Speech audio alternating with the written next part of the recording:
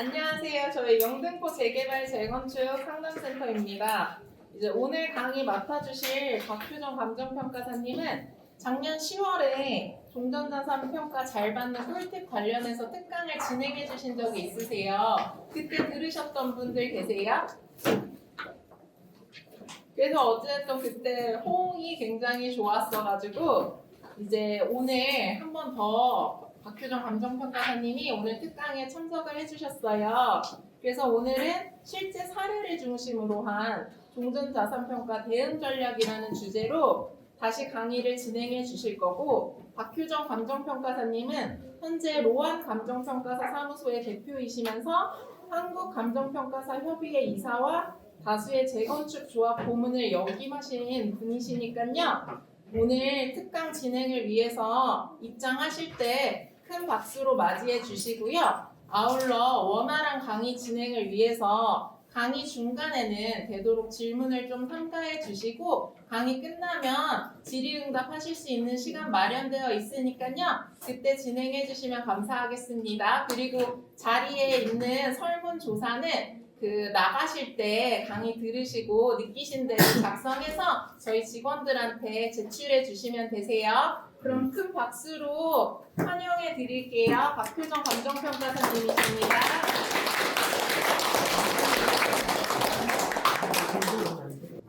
잘 보이십니까? 네. 안녕하세요. 저는 로안 감정평가사 사무소의 박효정 평가사라고 합니다. 오늘 정비사업 감정평가 실무라는 제목으로 강의를 한 50분 정도 하고, 강의 마치고 나서 10분에서 20분 정도 질의응답 받는 순서로 해보겠습니다. 지난 강의 때 강의 중반에 질의응답이 너무 많아가지고 강의가 막 안 끝났어요. 그래서 다들 힘들어하셨습니다. 지난 강의 때 뵀던 분도 계세요. 개인적으로 반갑습니다. 저는 2010년도에 합격했어요. 그래서 올해로 16년차 감정평가사이고, 그리고 보상감정 전문으로 하는 평가사이기도 하면서 보상 전문 행정차이기도 합니다. 그래서 재개발, 재건축 사업 감정평가에 굉장히 특화가 되어 있고, 매도청구 소송이나 현금청산 소송에도 특화가 되어 있습니다. 현재는 수원지방법원의 본원, 성남지원 이런 곳에 법원 감정인으로 등록돼서 실제로 보상평가도 많이 하고 있습니다. 현장 내용을 잘 아는 감정평가사입니다.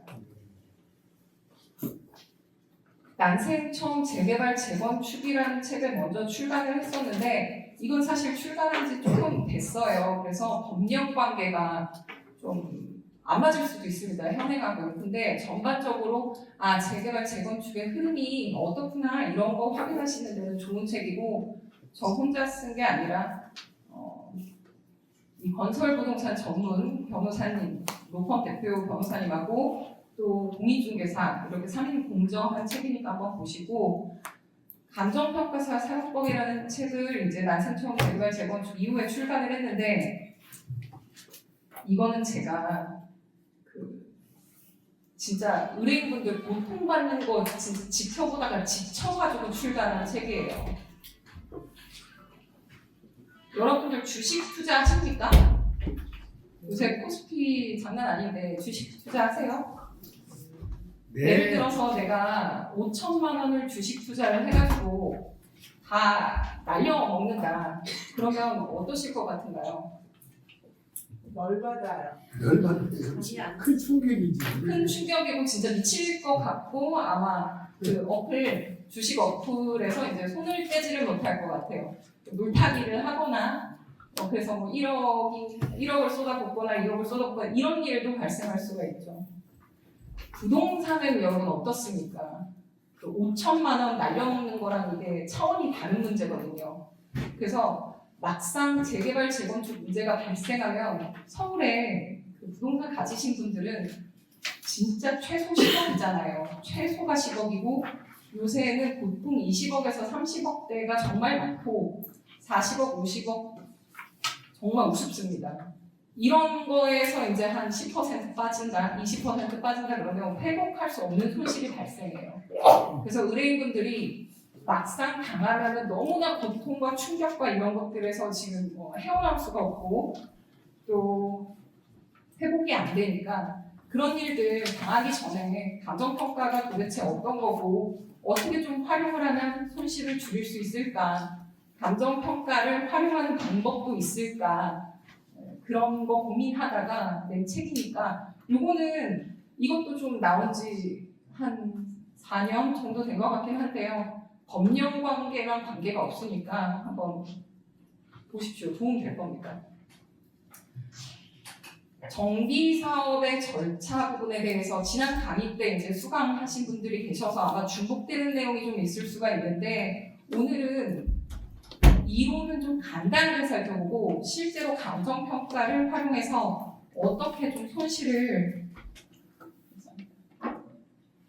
줄이거나 혹은 심지어 재테크까지 가능했는지 그런 사례를 좀 풀어보려고 해요.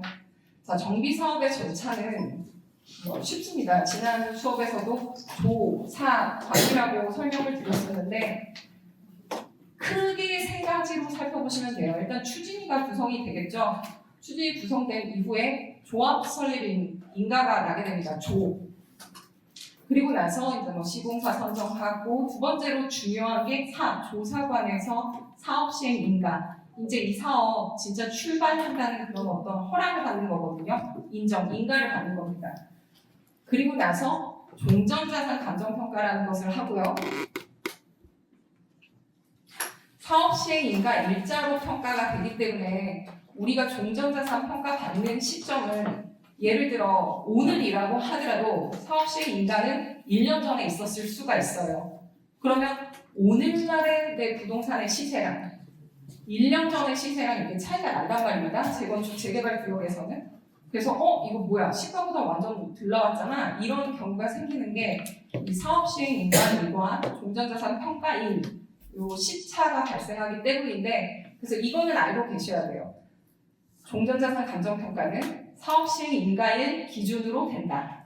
그 날짜는 꼭 아셔야 됩니다. 그리고 조사관 중에 사업 시행 인가 지나서 관리처분 계획 인가 관처까지 나게 되면 이제 이 사업은 곧 이 사업장이 다 이주를 하게 되고 철거를 하게 되고 이게 이제 관처는 마지막 단계라고 볼 수 있죠. 그래서 크게 세 가지로 보시면 됩니다. 조사관 이게 재개발 혹은 재건축의 절차인데 보통 엄청 오래 걸리죠. 이게 추진이 하고 나서도 조합 설립 인가 되는데 수년씩 걸리기도 하고 10년, 20년째 추진이 단계에 머물러 있는 경우들도 있고 근데 일반적으로 조합 설립 인가 되고 나서 이 모든 거 그냥 하고 하는데 최소 10년 걸립니다.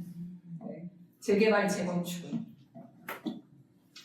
근데 요새 근데 모아타운이나 가로주택 이런 것들 있죠? 재건축 성격의 사업인데 그건 엄청 빨라요. 한 3년, 4년 이렇게밖에 안 걸립니다. 대신에 빠른 대신에 규모가 작아요. 소규모 재건축 사업이라고 하는데 규모가 작으니까 거기서 오히려 좀 반대파들이 많이 나오는 경향이 있습니다. 왜냐면 재개발, 재건축을 하고 나면 좀 이렇게 규모가 엄청나게 크니까 그죠? 그 지역에 랜드마크가 되는 아파트, 명품 아파트 이런 것들이 나온단 말입니다. 막 가로수가 몇만 이런 것들도 있잖아요. 근데 모아타운, 소규모 재건축 이런 거는 신축해서 분양을 할 때 막 100몇십 가구 이렇게 정말 너무 그 소규모로 나오니까 별로 그 어떤 무슨 인프라 우리 대형 아파트 좀 이름 있는 아파트들이 갖고 있는 그런 것들이 그런 프리미엄이 좀 잘 안 붙어요. 그래서 좀 반대하시는 분들이 많더라고요. 자, 정비 사업의 종류는 주거환경 개선 사업은 이거는 됐고요. 재개발, 재건축 위주로 한번 살펴보실 텐데 재개발과 재건축의 차이점이 뭔지 아시는 분 계세요? 한 분만 큰 소리로 빨리 말씀해 주십시오. 재개발은 기반 시설을 함께 하는 거고요. 재개발은 기반 시설이 양호한 상태에서 네.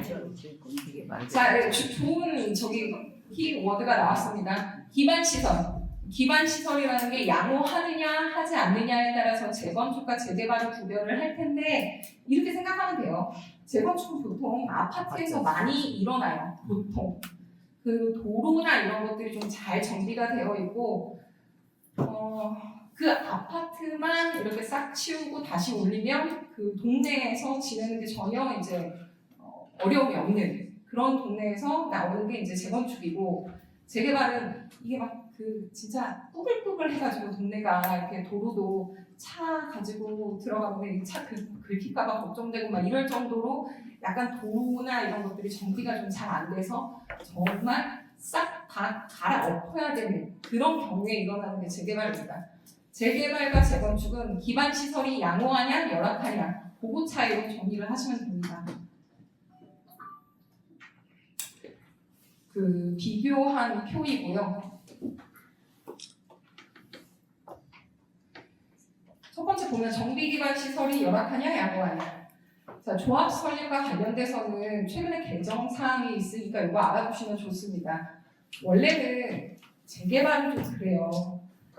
내가 동의를 하든 말든 나 반대파인데 나 처음부터 재개발 싫은데 그래도 그냥 일단 조합원이 됩니다. 다른 사람들이 동의하고서 나와 있죠. 2분의 4분의 3 이상 동의, 토지 면적의 2분의 1 이상 동의.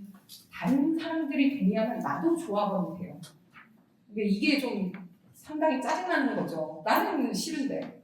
재건축은 물론 이제 동의 요건이 있기는 하지만 미동의자는 처음부터 청산자로 구분이 되는 게 있습니다. 나는 조합원이 아니야. 재건축은 좀 그런 선택을 할 수 있는 게 있어요.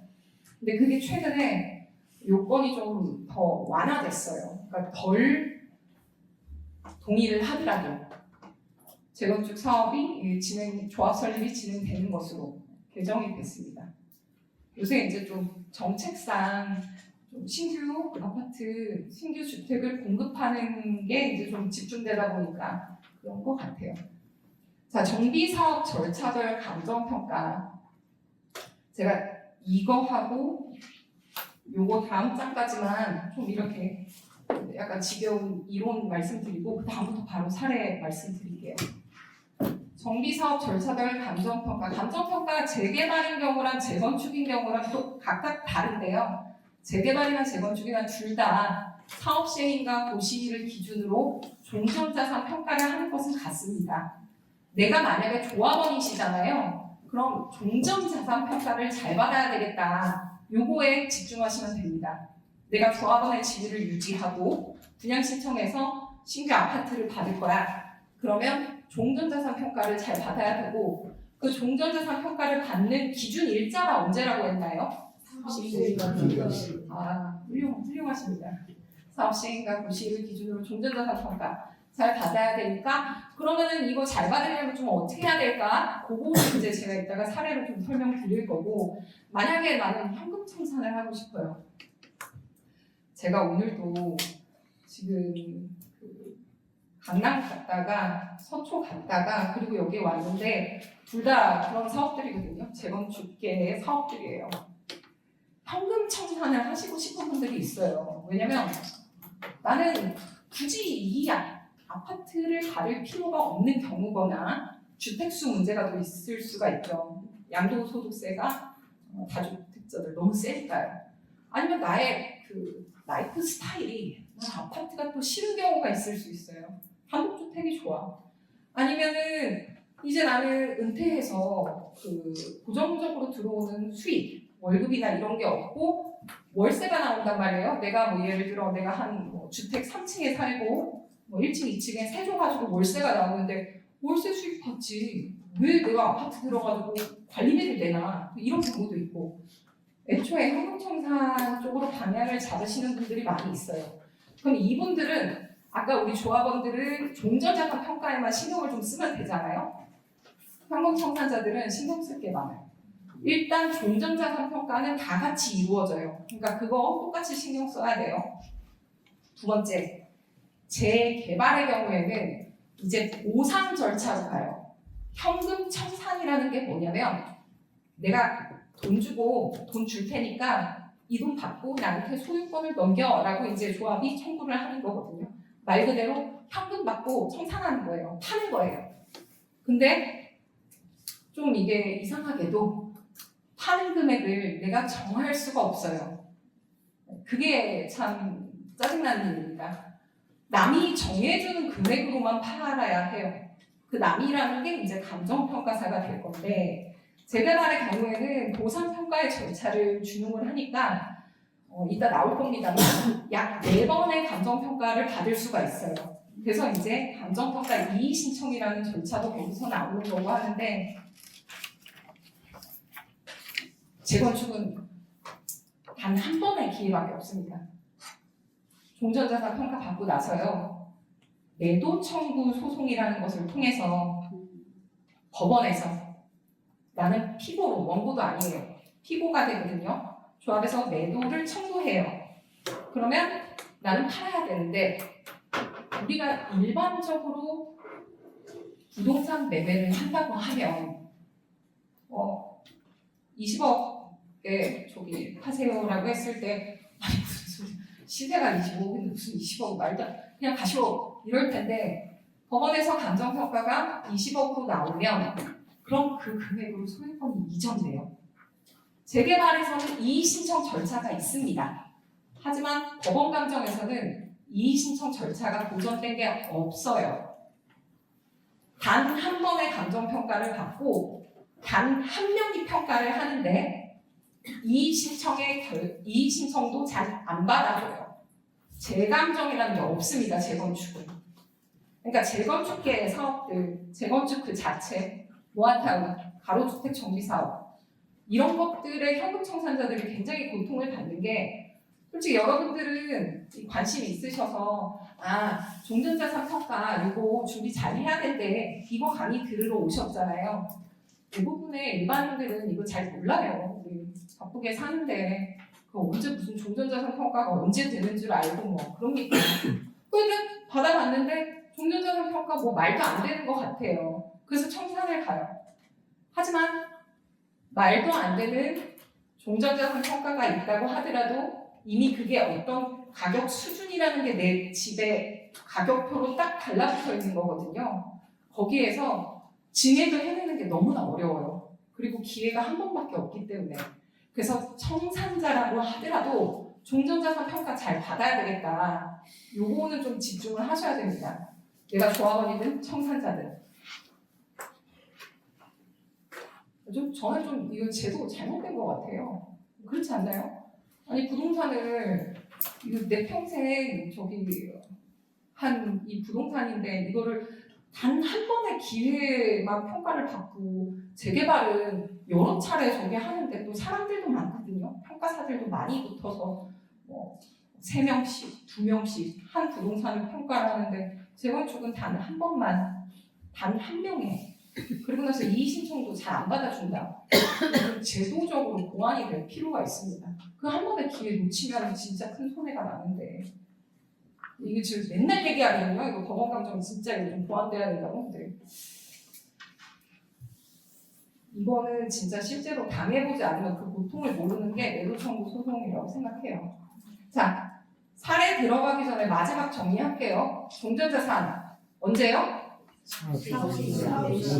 네, 그렇죠. 사업 시행인가 고시일이라고 하겠습니다. 사업 시행인가 고시일을 기준으로 종전자산 평가가 된다. 여기에서 정리하시면 좋은 그 실무적인 꿀팁은 사업 시행인가일과 실제로 감정평가사들이 종전자산 평가를 하고 있는 그 날짜는 차이가 있을 수 있다.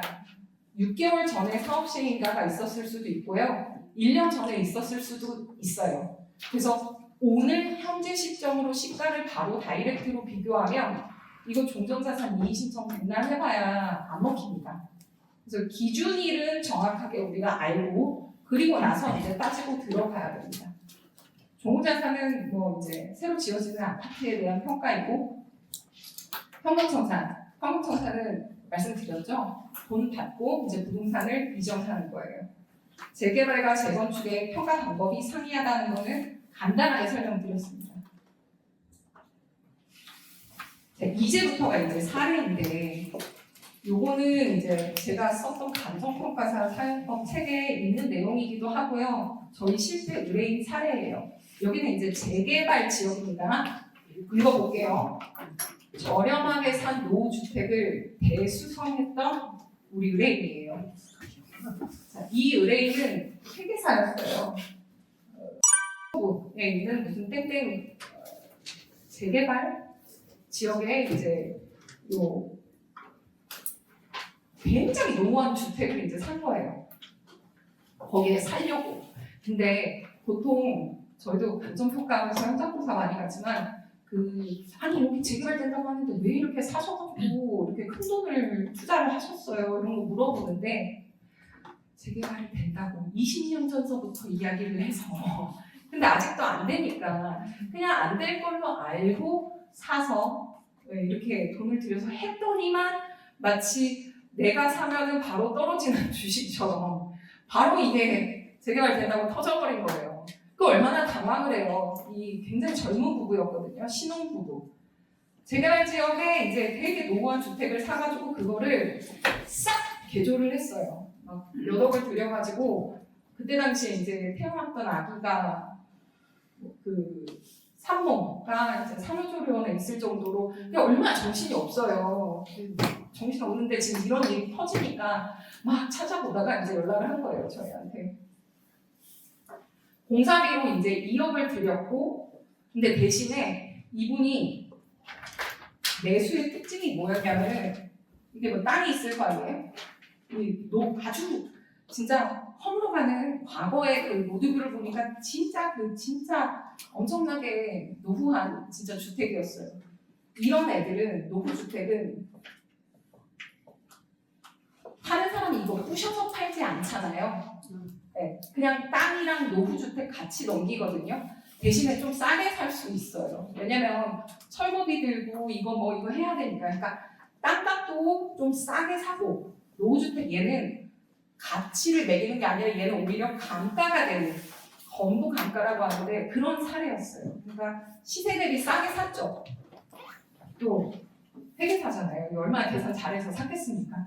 완전히 새 집을 지었는데 재개발 된다고 하니까 어떡합니까? 자기 건축물 대장상에는 막 67년도 건물이라고 되어 있지.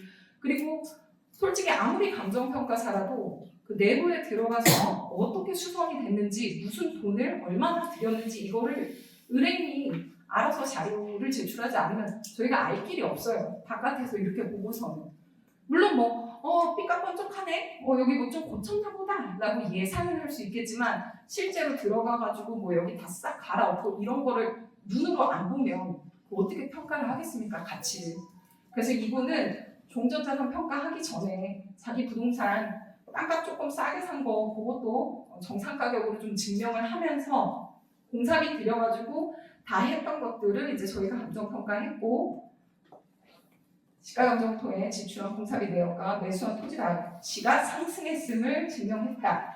그리고 나서 종전자산 평가 금액에 그 내용이 잘 반영이 돼서 잘 평가가 나왔던 사례가 있었어요. 야, 그러면 가만히 냅둬도 잘 나오는 거 아니야? 이러실 수도 있는데 저도 종전자산 평가를 하지만 실제로 종전자산 평가를 할 때 수천 가구의 그 물건을 봐야 하는데 일일이 선생님 시간이 몇 시에 되십니까? 댁에 계세요? 선생님 무슨 공사비를 지출하셨나요? 이걸 못합니다. 물리적으로. 그러니까 이제 외관만 보고서 진행이 되는 경우가 굉장히 많아요. 그래서 만약에 내가 어떤 이런 특수한 좀 사정이 있다면 그건 내가 스스로 좀 증명을 해야 돼요. 내가 돈 얼마큼 썼고 내부 공사 전, 공사 후 이렇게 바뀌었다. 이런 것들은 내가 증명 안 하면 이 세상에 그 어떤 감정평가사도 반영을 해줄 수가 없어요. 모르니까.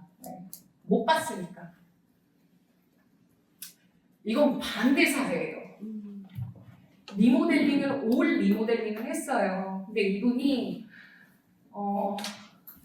진짜 안타까운 사례였는데 여기는 대구였어요. 대구에 이제 재건축 구역이었는데 아무런 대비를 못했어요. 왜냐면 이분 바쁜 분이었거든요. 자기가 그리고 건축업자였어요. 그래서 맨날 어디 지방 가가지고 건축 막 이런 거를 많이 하셔서 집에 없어요. 그리고 솔직히 누가 맨날 집에 있어요. 집에 있어서 누구 오면 문 열어주고 이러지 않잖아요. 그래서 구역 내 전체 감정평가 현장 조사 일정에 도저히 참석할 수가 없었고, 그리고 뭐 감정평가사들에게 자기가 이제 전체 리모델링 했던 이런 내역을 보여줄 수가 없었죠.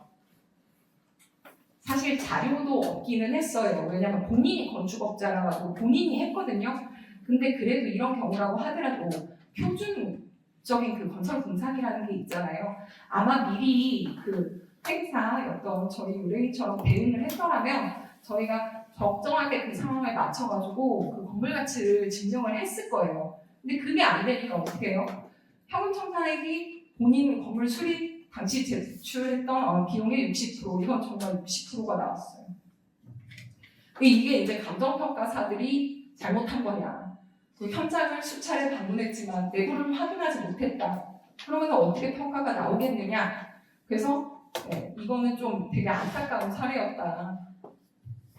결국에 나중에 현금청산하면서 이제 저희가 개입이 돼서 종전자산이랑 뭐가 차이가 나는지를 좀 잘 입증을 해드렸고, 그래서 청산은 좀 잘 나왔는데 이분은 종전자산 평가가 잘 나왔으면 그냥 받으려고 했거든요. 그런 좀 이슈가 있었습니다. 이 두 가지 사례를 통해서 우리 뭐 정리할까요? 자, 오늘 제가 사업 시행인가 고시를 기준으로 종전자산 평가 진행된다고 했던 거 그거 하나 꼭 기억하시라고 했고, 두 번째 기억하시면 좋을 거 자본적 지출이라는 겁니다. 자본적 지출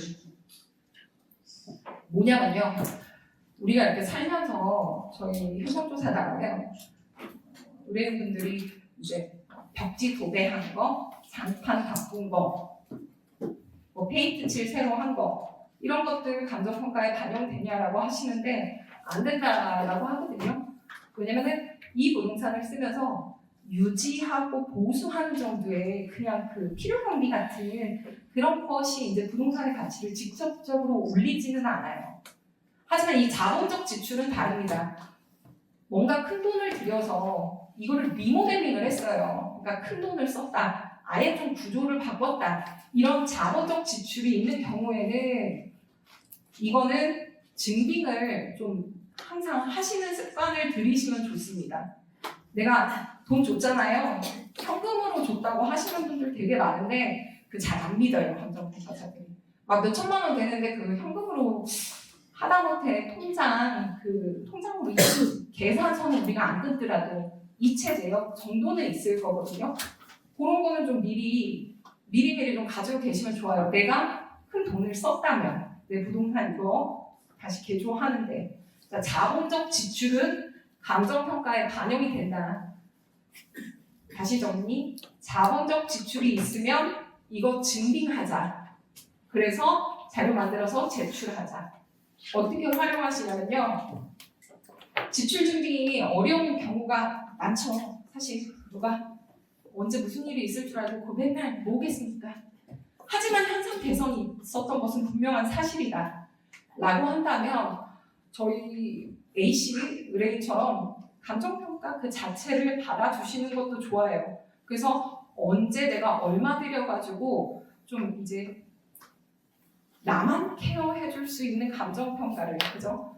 수백 수천 건의 감정평가 사이에 내가 들어가는 게 아니라 좀 내 것만 잘 꼼꼼하게 봐줄 수 있는 그 감정평가를 받으시는 것도 도움이 되고, 아니시라면 이제 감정 의견서라고 하는데 종전자산 평가 나온다고 할 때 그냥 잘 부탁드립니다.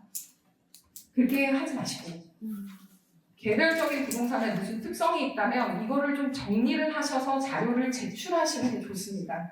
가만히 있는다고 다 내가 원하는 대로 평가를 해주지 않으니까 정리해서 제출하는 게 좋겠다.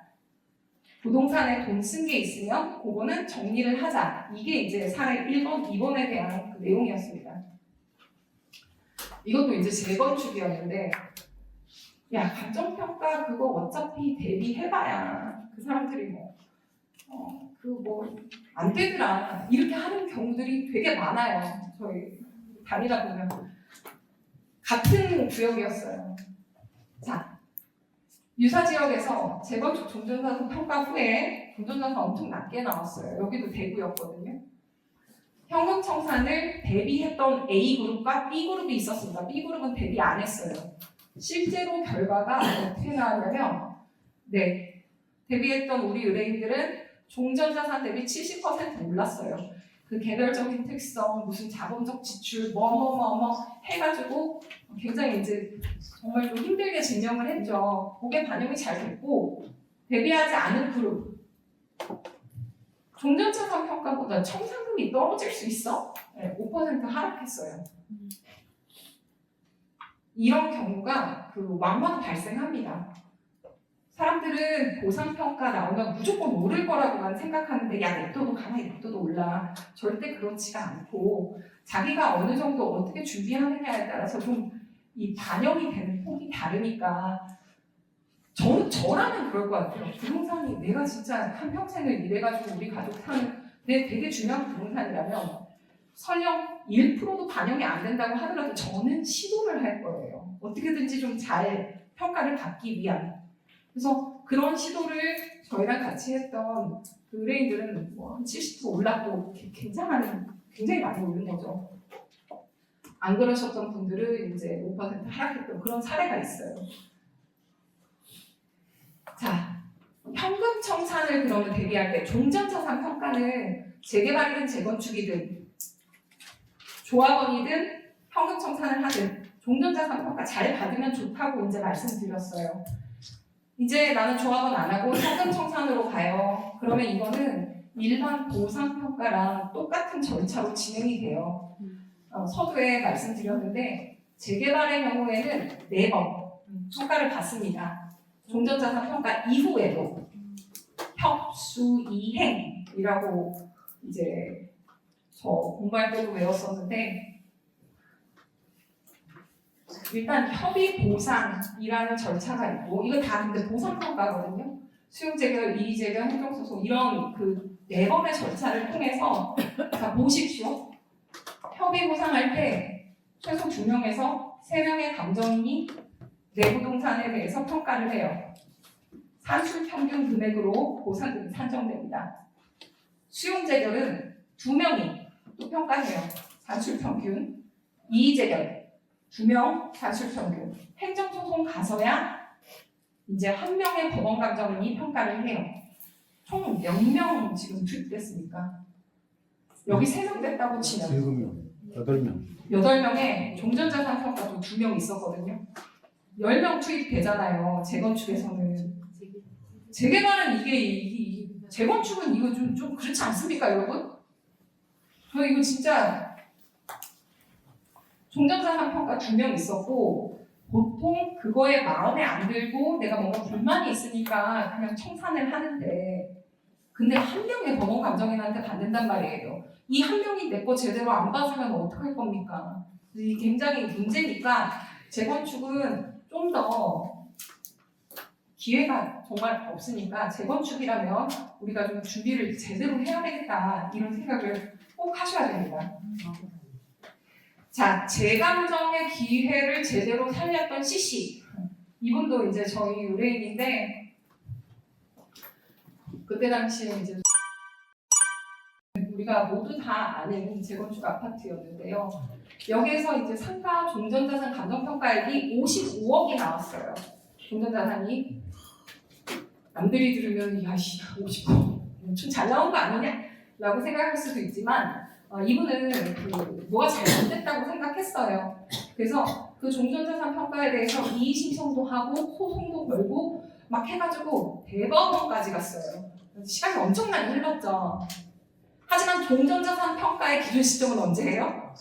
사업 시행인가 공시일이잖아요. 대법원까지 가면서 시간 몇 년 흘렀거든요.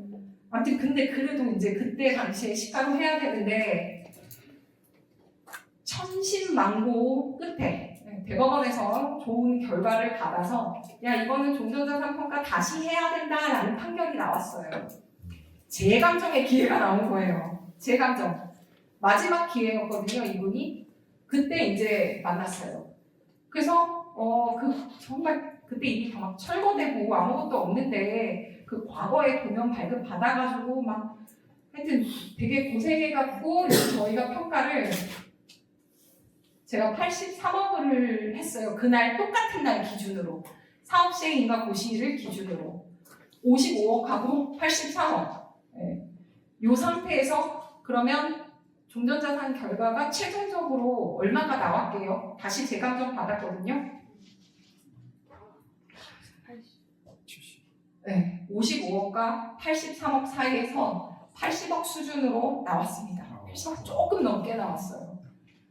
그러니까 이게 재감정을 받기가 얼마나 힘든가가 이제 이분의 케이스에서 나오는데 만약에 이분이 그렇게 수천만 원 쓰면서 지금 대법원까지 갔는데 재감정의 기회가 나왔는데 또 50, 만약에 4억? 이렇게 나오면 진짜 큰일이잖아요. 그래서 야, 감정평가 한번 잘못 나오면 뒤집기가 매우 어렵구나. 그러면 내 상황 이거 좀 잘 이해해서 나한테 좀 이득이 되게 해줄 그 전문가를 찾자 해서 만났고 그래서 80억, 83억 평가했고 최종은 80억으로 이제 결정이 됐죠. 이분이 저한테 줬던 수수료가 한 2,500만 원인가 그랬었는데 어떠세요? 여러분 주식 투자했는데 2배 오른다 그러면 안 사시겠어요? 사죠. 저도 전 재산 태울 거거든요. 만약에 2배 오른다고 하면. 근데 이분 그죠? 2,500만 원에 그죠? 거의 지금 25억 이상 올랐습니다. 대단한 저기 투자 수익인 거죠. 그래서 제가 해보니까요, 무슨 거래 사례를 만들겠다고, 그죠? 평가하는데 거래 사례가 잘 쓰인다고, 그렇다고 내가 거래 사례를 만들 수는 없지 않습니까, 여러분? 거래 사례 만든다고 내가 옆집 살 수는 없잖아요. 감정평가는 너무나 수수료가 싼 거예요. 그래서 이 감정평가사 사용법에도 엄청 투덜대놨습니다. 수수료 왜 이렇게 싼가? 네, 이거 활용해가지고 잘 되시는 분들 너무 많습니다. 자, 그래서 이제 이의 신청의 과정에 대해서 한 번 더 써놨고, 자, 실전 꿀팁이라고 했는데 결국에는 문제되는 사안을 이게 얼마고요? 이런 거 얘기할 필요 없이 그냥 숫자로 증명하면 어떨까? 여기에서는 이 가격이라고 하고 저기에서 저 가격이라고 하는데 내 부동산의 실제 가치가 얼마인가 이거 내가 스스로 증명하면 어떨까? 숫자로 증명하자. 똑같은 부동산이고 똑같은 물건인데 감정평가사마다 가격이 차이가 날 수 있느냐 이런 질문 하실 수 있을 것 같아요. 그래서 저는 반문해요. 우리가 법이 똑같잖아요. 똑같은 법. 우리나라 법 하나, 여러 가지 있겠지만 법은 똑같은데 어떤 경우에는 사형이 나오기도 하고 어떤 경우에는 무죄 나오기도 하잖아요. 환자는 나 혼자인데 어떤 의사는 이런 진단하고 어떤 의사는 또 저런 진단하잖아요. 그래서 결국에 부동산이라는 이런 큰 재산이 걸린 어떤 그런 거라면은 내가 할 수 있는 거는 좀 감정평가와 관련해서 입증할 수 있는 거는 최선을 다해서 입증하자. 이게 아이디어인데 그러려면 우리가 기본적으로 좀 알아야 되는 게 있어요. 일단 첫 번째, 도로 조건이 부동산이 좋다. 그러면은 이거 가격이 높을 거다. 이거 누구나 잘 알잖아요. 자, 감정평가상 도로의 조건에는 인도까지 포함이 됩니다. 인도. 우리 사람들 걸어다니는 도로까지도 감정평가상 도로가 되고 제가 맨날 그 감정평가의 특성을 잘 알고 감정평가사들이 쓰는 어떤 언어를 좀 쓰고 그런 게 좀 더 좋다라고 말씀을 하니까 저희 의뢰인분들은 막 이런 거 다 외워가지고 저한테 저희 집은 막 중도 각지예요 막 이런 표현도 많이 하시고 그런데 전 좋다고 생각해요. 그 전문직분들이 쓰는 언어가 있어요. 의사들이 자기들이 일할 때 쓰는 말 들어보면 우리 일반인들이 잘 이해 못할 거예요. 변호사들이 자기들 막 이렇게 뭐 판례 뭐 이런 얘기하는 거 그냥 일반인들이 들으면 잘 이해 못함. 감정평가도 마찬가지거든요. 그래서 어떤 얘기가 어떻게 오가는지 그 다음에 내 부동산의 진짜 특성은 뭔지 알려면은 기본적으로 도로 조건 정도는 알아두자. 이런 이야기인데요. 차도뿐만이 아니라 인도까지 도로에 포함이 되고요. 자, 요거는 이제 잘 받으셨는지 모르겠는데 25m 이상의 도로에 접하면 광대로 12m 이상이면 중로, 8m 이상이면 소로, 그 다음에 8m 미만이면 세로. 근데 여러분 맹지는 잘 아시죠? 맹지는 뭐예요? 네, 토지가 이렇게 있으면 그쵸? 어디에 한 면도 도로에 접하지 않은 땅을 맹지라고 하고 도로 조건으로 치면 가장 최악의 토지일 거예요. 맹지가. 네. 그 다음에 이제 자동차 통행이 되냐 안 되냐. 자동차 통행이 되면 교행이 가능하냐, 세대까지도 가능하냐, 몇 대 가능하냐, 뭐 이런 걸로 중로, 소로 이런 거 좀 어려우시면 자동차 기준으로 한 대 가냐, 교행하냐, 세대는 주차할 수 있습니다. 이 정도는 내가 좀 알아두면 좋을 것 같아요. 자, 도로 조건 기본입니다. 도로인데 두 개가 붙어 있어요. 도로가. 그럼 어때요? 좋지 않겠어요? 죄송해요. 제가 오늘 상담도 너무 많고 현장에서 너무 떠들고 왔더니 목이 막 갈라져서 듣기가 힘드실 것 같아요. 예컨대 이게 오늘 제가 다녀온 의뢰인이 가진 그 단독주택이었는데 이런 거 어때요? 지금 여기 도로거든요. 네, 사거리에 이렇게 코너에 붙어 있어요. 이런 토지를 각지라고 합니다. 각지. 두 개가 붙어 있어요. 두 개가. 그럼 어때요? 하나 붙어 있는 애보다는 뭐가 좋아도 좋을 거 아닙니까? 이게 감정평가에 어떤 식으로든 표현이 되는 게 좋겠다. 그러니까 내 부동산의 도로 조건을 좀 잘 알아두면 좋다. 근데 우리 의뢰인처럼 이렇게 이쁘게 붙은 경우도 있지만 이렇게 도로가 뒤로 붙어 있는 경우도 있습니다. 이때도 각지라고 해요. 네, 이면 가로라고 해서 각지라고 하고, 자, 이 경우는 옆에가 없어요. 사거리가 아니에요. 네, 이런 경우는 각지는 각지인데 네, 각지에 준한다. 준각지라고 해요. 도로가 가장 기본되는 거라고 생각해요. 저는 도로 조건이. 그 다음에는 모양이에요. 내 땅이 어떻게 생겼냐. 여러분, 만약에 여러분이 어떤 토지나 아파트 말고 어떤 토지의 소유자시라고 하면 꼭 지적도라는 것을 한번 떼보십시오. 지적도. 땅의 모양을 표시해 놓은 어떤 그림이거든요. 네. 자, 지적도라는 거를 보면 내 토지가 어떻게 생겼는지 그 모양을 확인할 수가 있어요. 의외로 토지 경계 분쟁 같은 거 생기는 경우도 많아요. 재개발 구역에서. 그 다음에 나는 몰랐는데 이게 이제 또 많이 나오는 사례인데 정작 계획 최고자 하는 좀 자, 일단 필요 없고 많이 나오는 사례인데 예를 들어서 이렇게 돼 있는데 내가 이렇게 건물이 있었는데 나는 정상 건물인 줄 알았고 건물을 세웠잖아요. 이게 토지예요, 토지. 예를 들어 이게 토지고 이게 건물인데 나는 100평짜리를 샀단 말이에요. 100평을 토지를.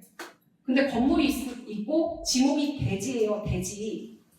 그럼 내 대지 토지와 토지 면적과 대지 면적이 다 100평일 거야 라고 생각을 했더니만 건축물 대장의 대지 면적이라고 나온 부분을 봤더니 대지 면적이 90평밖에 안 되는 거예요. 나머지 10평 어디 갔어요?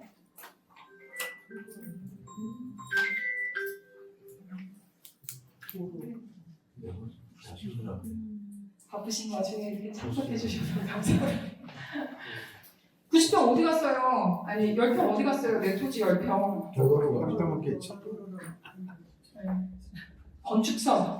예. 이게 도로가 좁아가지고 야 여기는 건축하지 마. 토지 면적은 100평일 지연정 당신이 건축할 수 있는 대지 면적은 이만큼 저기 건축선 때문에 밀려나서 내놔야 되니까 10평 빠지는 거야. 이렇게 되면 평가가 좀 낮게 나와요. 이 부분은 이제 사실상 도로라고 보는 거거든요. 실제로 도로는 아니더라도. 그래서 내가 토지가 있다면 지적도를 꼭 한번 떼보자. 건물이 있으면 건축물 대장도 한번 떼보자. 그 건축물 대장에 토지 면적과 대지 면적이 같은지 비교를 해보자. 중요합니다. 네. 이게 진짜 중요해요. 이것 때문에 좀 분쟁 나는 사례가 굉장히 많아요. 제가 알고 있는 그 어떤 의뢰인분도 이 내용을 모르고 그냥 그 100평 대지값을 주고 산 거예요. 근데 나중에 이제 평가 금액이 낮게 나오니까 이게 뭐냐 해서 나중에 봤더니만 이런 이슈가 있는 거예요. 그래서 부동산 매수할 때도 매매할 때도 항상 이런 거는 좀 체크를 해봐야 됩니다. 자, 형상. 토지의 모양이 어떻게 생겼느냐에 따라서도 그죠? 뭐 여러 가지 모양이 있을 텐데 어떤 게 제일 좋은 형상 같으세요?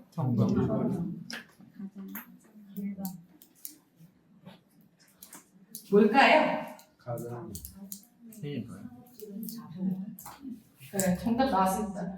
이용 상황에 따라 좀 달라요. 네. 만약에 내가 상업지예요. 그러면 가장형이라는 거는 이게 이제 도로 기준으로 보는 거거든요. 상가 전면에 많이 빼면 좋잖아요. 그죠? 가로로 긴 형태가 제일 좋은 땅일 거예요. 근데 아니야 정방형이 제일 좋아. 상업지에서 이게 무슨 소리야 정방형이 최고인데 이런 말이 안 통할 겁니다. 임야예요. 임야. 그 선산이에요. 시골에. 뭐 이런 게 좀 의미가 있을까요? 내 임야는 정방형이다. 뭐 변형 사다리형이다. 이런 게 의미가 있을까요? 잘 없어요. 그래서 형상을 아는 거는 중요한데 그럼 내 토지에 그 세워져 있는 건물의 이용 상황이 뭐고 내 토지 주변 환경이 어떤지에 따라서 이 형상도 좀 그저 차이가 날 수가 있으니까 예컨대 이것도 저희 의뢰인 사례였는데 서울의 종로에 있는 이제 재개발 구역이었어요. 표준지가 뭐 정방형 비슷한 그러니까 정방형이었고 표준지를 그러니까 그거를 가지고서 우리 의뢰인 땅이 사다리형이었거든요. 요거를 비교하는데 많은 감가가 있었어요. 근데 거기가 상업지역이었거든요. 근데 저는 그거 온당치 않다고 생각했어요. 아니 전면의 너비가 중요하지. 그리고 이 토지를 어떻게 최고의 효용으로 쓰고 있느냐가 중요하지. 단순하게 이게 모양으로 접근해가지고 우리 의뢰인 토지의 가치를 깔리는가. 그래서 이거는 진짜 치열하게 좀 다퉈서 물론 1위라고 할 수는 없을 거예요. 약간 까야 돼요. 저도의 양심상.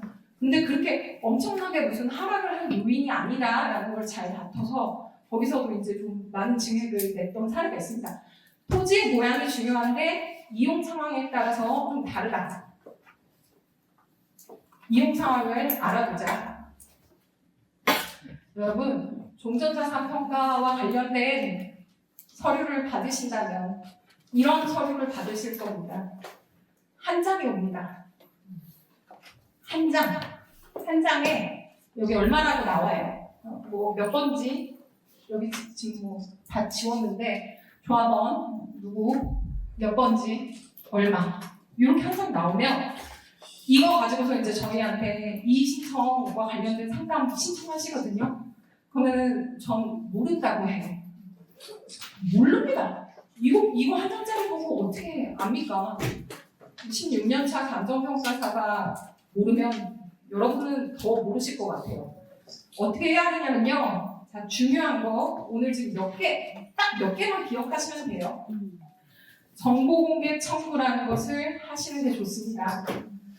한 장짜리 종전자산 감정평가서를 받았는데 내가 그 내용이 무엇인지 좀 알고 싶다면, 구체적으로 알고 싶다면 감정평가서에 대한 종전자산, 감정평가서에 대한 정보 공개 신청, 이거를 조합에 하시면 됩니다. 이 감정평가서 이렇게 두꺼워요. 근데 그 한 장짜리 가지고 어떻게 분석을 합니까? 그렇죠? 그래서 내가 내 토지 평가 잘 됐는지 뭐 이런 의사결정을 할 때 어떤 자료가 있어야지 그 분석을 할 거잖아요. 그래서 반드시 정보공개 청구 신청을 하셔서 감정서를 다 받으셔서 그리고 나서 전문가한테 오시는 겁니다. 이거 분석 좀 하라고. 어떻게 잘 된 건지, 나 그냥 참아도 되는 건지, 어떻게 해야 되는지. 만약에 이의 신청을 해야 된다. 종전자산 평가 나오면요, 거의 대부분 이의 신청 얘기 많이 하세요. 네, 많이 하시는데 이제 제가 감정평가사라고 감정평가사 편드는 것은 아니고 막 엄청 잘못됐다고 하시는데 그 수인할 수 있는 이건 뭐 엄청 잘못된 건 아닙니다. 이 정도는 개선할 수 있습니다라고 하는 경우들이 더 많아요, 사실. 근데 아까처럼 무슨 그 자본적 지출 막 몇 억씩 들여가지고 그게 반영이 안 됐다든지 그런 개별적인 사안은 의뢰인과 인터뷰를 통해서 그거는 이제 이의 신청해볼 수 있겠죠. 그런데 이의 신청 통해서 아까 우리 그 송파구에 있는 55억 종전자산 받았던 의뢰인은 이의 신청이 안 통해서 대법원까지 갔잖아요. 힘들었거든요. 근데 저희가 그 종전자산 평가 이의 신청을 해서 올라갔던 사례들이 있어요. 이거는 이제 사람이 하는 일이니까 좀 뭔가 뭐 면접이나 혹은 어떤 평가의 어떤 이런 것들이 좀 야 이거는 좀 아니다 하는 경우들이 실제로 있었어요. 그래서 뭐 다 그렇다는 거 아닙니다. 2억 정도 나왔던 게 5억 나왔던 사례도 있고 다시 이의 신청 통해서 한 10억 정도 나왔는데 의뢰인들이 너무 이건 아니라고 하셔가지고 이의 신청해서 한 11억 정도, 작은 돈 아니죠? 1억이잖아요. 이런 사례들이 있어요. 그래서 내가 이의 신청을 하기 전에 많은 비용, 소송 뭐 이런 거 모든 의사결정을 하기 전에 전문가랑 한 번만 상의를 하자. 좀 어떤 방향성을 좀 갖는 게 중요하잖아요. 그 상의를 하고 싶으면 정보공개 청구 신청을 하자. 요거 한 장짜리 가지고 와서는 이거는 이제 아무런 정보가 아니다. 그 말씀을 드리고 싶습니다. 자주 묻는 질문 몇 가지 뽑아왔는데요. 공시지가가 높으면 평가액이 높게 나온다면서요. 이런 얘기 많이 듣습니다. 어떨 것 같으세요? 공시지가 높으면 평가액 많이 나올 것 같으세요? 어떠세요? 네. 잘 나올 것 같아요. 이게 사실 정답은 없는 문제라고 저 개인적으로는 생각하는데 뭐 예를 들어 공시지가가 평당 200만 원인 지역이 있고 뭐 800만 원인 지역이 있다고 해볼게요. 어디가 종전자산이 더 잘 나오겠습니까? 네. 그러니까 이 공시지가라는 것도 지가의 어떤 수준을 보여주는 것이니까 공시지가가 높으면은 평가액이 뭐 높을 가능성이 높다라고 저는 생각을 해요. 그리고 이제 실제로 이거는 이제 실제 사례인데 저희가 종전자산 이의 신청을 했더니 그 여기는 이제 은평구였는데 의뢰인이 진짜 화났어요. 막 화가 나셔가지고 이렇게 자료 이렇게 가지고 오셔서 이거 종전자산 잘못됐다고 하셔가지고 봤더니 좀 진짜 그런 이슈가 있었어요. 아 이거 좀 바뀌어야 되겠는데 그런 이슈가 있어서 아 이거 어떻게 하셨어요? 했더니만은 거기서 말하기를 공시지가가 낮아가지고 이걸 못 올려준다라고 했다는 거예요. 그래서 공시지가가 안 올라가면 이것도 뭐 못 올린다 이렇게 했대요. 그래갖고 아 그래요? 그러면 공시지가를 바꾸자. 그래서 공시지가 이의 신청을 했죠. 그리고 그게 올라갔어요. 그리고 나서 종전자산 평가가 바뀌었습니다. 네, 의뢰인 수십억 이득을 봤어요. 그 사례가 모든 사례를 일반화시킬 수 있는 사례라고 저는 생각은 안 해요, 개인적으로는. 근데 그런 일이 실제로 있었다는 그 사실만 말씀을 드립니다. 자, 평가 대상 면적의 기준은 뭐냐? 종전자산 평가 기준으로 말씀드리면요, 공부상, 그러니까 건축물 대장, 뭐 토지 대장, 그 대장상 면적을 기준으로, 특히 이거는 건물 같은 데서 이슈가 많이 나요. 그 오래된 건물 같은 경우는 증축도 많이 하고, 그래서 이제 좀 터서 쓰는 경우들이 있잖아요. 그게 종전에 반영이 되냐? 그럼 반영이 안 되는 경우가 훨씬 더 많습니다. 안 돼요, 안 돼요. 네, 반영이 안 돼요. 실직이 이제 네, 실측. 실직을 나오는 을 해도 그거는 이제 일단 공부상 면적으로 간다라고 아시면 되겠어요. 그럼 어떻게 해요? 공부상 면적이 내가 뭐가 잘못되어 있는지 한번 확인해 보시면 좋지 않겠어요? 그쵸? 내 현실 모습하고 이 공부상 면적하고 현실 모습은 뭐 예를 들어 100평인데 공부상 80으로 돼 있어. 뭐가 뭐 누락이 뭐 됐어요. 그럼 그거 고치는 게 낫지 않겠어요? 미리.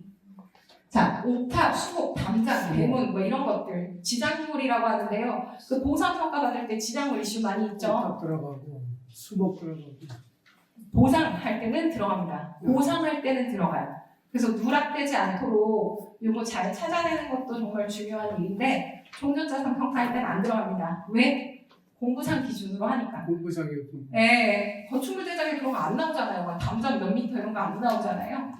자, 시세보다 낮으면은 위법한 감정평가인가? 시세. 그죠? 대부분 낮다고 일단 하고, 시세가 그러면 언제 시세냐? 그죠? 사업시행인가를 보실 기준으로 종전자산 평가하니까, 그때 시세를 봐야지. 그쵸? 그리고, 시세를 평가하는 평가가 아니면 시세보다 낮다 그래서 위법하다. 이것은 성립이 안 돼요. 목적이 시세 평가가 아니기 때문에. 그래서 시세랑 비교하지 말고 내가 조합원이라면 옆집하고 비교를 해야 돼요. 옆집보다 내가 좀 어떻게 잘못된 게 있는지. 예컨대 아까 그 코너 땅 나는 코너고 옆집은 코너가 아닌데 뭐 똑같아, 거의 비슷해. 이러면 뭐야? 이렇게 비교는 할 수 있지만 며칠 전에 여기 얼마에 팔렸는데요. 여기 옆에 이거는 안 됩니다. 종전자산 감정평가 이의 신청 가능하냐? 가능하고 그래서 인용된 케이스들 설명해 드렸죠. 자, 감정평가사의 현장 조사를 거부해도 되느냐? 감정평가사들 꼴도 보기 싫다. 그 인간 생긴 것도 기분 나쁜 얘기고 보상 현장에 가면 그 빨간색으로 막 죽이겠다 막 이런 거 있잖아요. 막 그런 그것도 되게 많이 보이고 저는 실제로 그 개를 그 저기 시골에 그 개들 있잖아요. 큰 개들을 막 풀어나가고 진짜요 이거 그 개들 막 달려와가지고 제 차 막 저기 막 개발팀 나고 막 그런 일들이 되게 많아요. 그 적대감, 감정평가사가 사업시행자는 한편이고 저놈들 해가지고 우리 거 뺏어가는 나쁜 놈들이다. 뭐 현장 조사는 거부하지 마십시오. 웬만하면은 참석하셔서 아까처럼 그 내부 이렇게 좀 보여주시고 그 굳이 이거를 거부해가지고 저는 좋을 거 없다고 생각해요. 감정평가사 너무 손해예요. 감정평가사도 감정이 있어요. 저희들도. 그리고 막 한 번은 이제 그 안양시에 그 정육점 거기 정육점이 이제 영업보상 대상인데 거기를 이제 갔어요. 조사해야 되니까 갔는데 돼지나 이런 거를 그렇게 매일 잡는 건지 아니면 우리가 갔을 때 잡은 건지는 모르겠는데 이렇게 키도 크신 이거 정육점 사장님이 직원들 막 돼지 잡고 있어요 칼로. 근데 그런 아무런 자료도 없이 그냥 잘해달라 뭐 억울하다 이렇게 하시면은 서로 힘든 관계가 되니까 거부하지 말고 그냥 뭐 물이라도 좀 주시고 개 묶어주시고 그렇게 하시는 게 좋습니다. 자, 비슷한 내용인데 개별 공시가 높으면 평가액이 높냐? 아까 살펴봤습니다. 현금청산 보상평가의 절차는 혁수 이행이라고 아까 간략하게 봤는데 이건 재개발일 때 그 이야기고 다음번에 또 기회가 있다면 보상 절차 위주로 한번 설명을 드려볼게요. 평가 기간은 우리가 선정 못합니다. 토지 소유자가 선정할 수 있는 게 딱 한 번 기회가 있는데 그것도 녹록지가 않아요. 뭐 요건을 엄청 갖춰야 돼요. 자, 그 다음에 현금청산 이의신청 기회는 재개발이냐 재건축이냐에 따라 좀 다른데 이거 하나만 기억해 주세요. 재건축인 경우에는 몇 번? 딱 한 번. 그러니까 종전자산 평가 금액하고 비슷한 금액 나오는 거 나 죽어도 못 참겠다 하시면은 준비하는 게 좋다. 나오고 나면 이의신청 안 되거든요. 자, 이의신청해도 안 오른다던데 이의신청 해야 하나요? 이런 질문 왜 하시는지 모르겠어요. 이런 질문 진짜 많아요. 안 될 것 같으면 안 하면 되고.